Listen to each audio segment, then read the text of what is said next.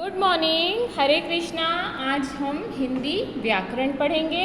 हिंदी व्याकरण में आज हम पढ़ेंगे पाठ 3 वर्ण, जो कि है पेज नंबर 10 पे।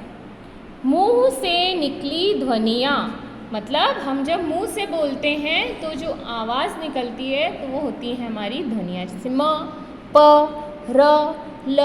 ये जो हमारे मुंह से निकल रहा है ये क्या है? हमारे मुंह से निकलने वाली ध्वनियाँ। आ, म, आम की ध्वनि आ। ये देखो, ये लिखा है म, और म के नीचे इस तरह से जो मात्रा लगाई हुई है ना, इस मात्रा को बोलते हैं हलंत। क्या बोलते हैं? हलंत। और इसका मतलब है कि म वर्ण अधूरा है। ठीक है, आधा म है, मतलब या तो हम म को इस तरह से आधा भी लिख सकते हैं, या इस तरह से म को पूरा लिख के उसके नीचे इस तरह की मात्रा जिसको बोलते हैं हलंत, ये भी लगा सकते हैं। और इन दोनों का मतलब है कि म आधा है, प्लस उसमें जब अ जुड़ेगा तब म आधा म, और उसमें अ जुड़ने के बाद म पूरा हो जाएगा। तो तब क्या होगा? शब्द बनेगा आ म, आम। ठीक है, इस तरह क्या है? खाओ की ध्वनि, इसमें क्या होगा? आधा ख, और जब उसमें आ जुड़ जाएगा तो वर्ण क्या बन जाएगा? खा। और ओ दोनों मिलके क्या बनेंगे? खाओ। बच्चों, ये ध्वनियाँ ही वर्ण कहलाती हैं। ठीक है, तो ये जो ध्वनियाँ हैं ये क्या कहलाती हैं? वर्ण। अब इन्हें और छोटा नहीं किया जा सकता। ठीक है, तो अब हमने क्या किया? उसको छोटा किया। कैसे?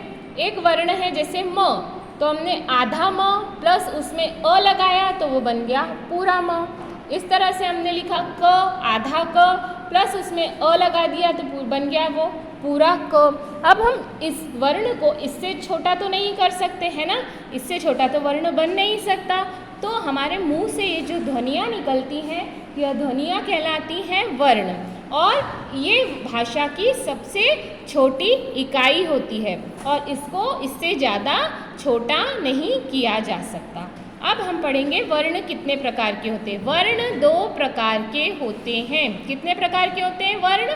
2 प्रकार के। पहला होता है स्वर, जिनको इंग्लिश में बोलते हैं वॉवल्स। दूसरा होता है व्यंजन, जिनको बोलते हैं कॉन्सोनेंट। स्वर, हिंदी में 11 स्वर होते हैं। हिंदी भाषा में कितने स्वर होते हैं?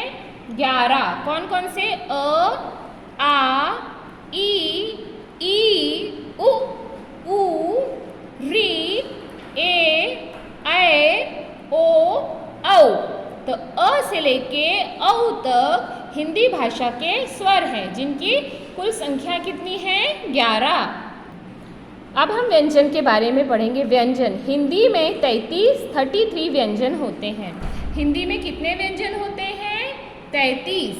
क, ख, ग, घ, ण, च, छ, ज, झ, ञ, ट, ठ, ड, ढ, ण, त, थ, द, ध, न, प, फ, ब, भ, म, य, र, ल, व, श, क्ष, स, ह। तो क से लेकर ह तक ये कितने हैं? कितने वर्ण हुए? ये 33 वर्ण हैं, और इन क से लेके ह तक के वर्णों को हम बोलते हैं व्यंजन।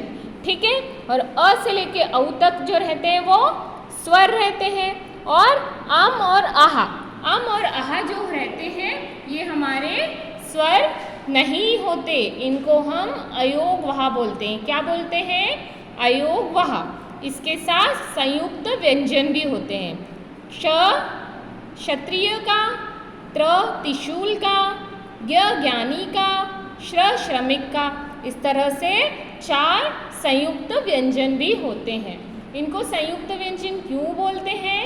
क्योंकि ये एक से अधिक व्यंजनों के संयोग से मिलकर, योग से मिलकर बनते हैं, इसलिए इन्हें संयुक्त व्यंजन कहते हैं। कितने होते हैं संयुक्त व्यंजन? 4। श, त्र, ज्ञ, श्र।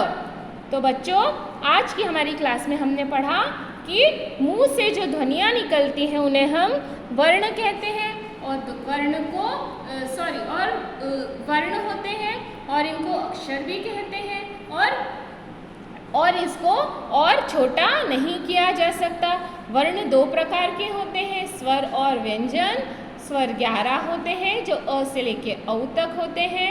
व्यंजन 33 होते हैं जो क से लेके ह तक होते हैं।